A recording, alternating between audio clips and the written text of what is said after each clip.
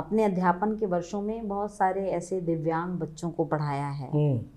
और मैं मानती हूँ कि उन दिव्यांग बच्चों के साथ मेरी जो आत्मीयता है, अंतरंगता है, कुछ ज़्यादा ही बन जाती है। जी जी जी जी।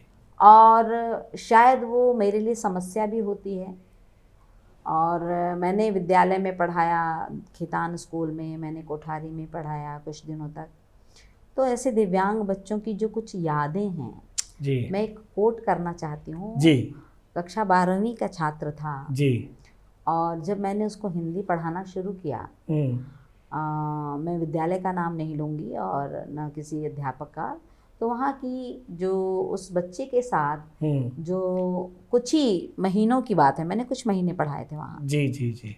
और वो बच्चा, जब मैंने अपनी कक्षा के बाहर कॉरिडोर में मेरे आने की प्रतीक्षा करता था जी जी।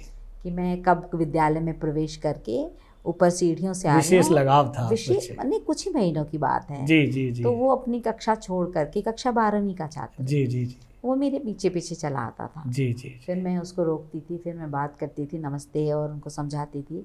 फिर मैं बोलती थी कि मैं आपकी कक्षा में आऊँगी, आप अपनी कक्षा में चलिए। बहुत अच्छे, बहुत अच्छे। तो वहाँ मुझे स्टाफ रूम में जब हम बातें करते हैं तो वहाँ की उनकी कक्षा की जो कक्षा अध्यापिका थी, जो जी क्लास टीचर जी होती जी हैं, जी जी। जिसे उन्होंने कहा कि उस बच्चे का आपसे ऐसा लगाव है कि उसने मुझे क्या कहा कि आप तो मेरी कक्षा अध्यापिका हैं, जी।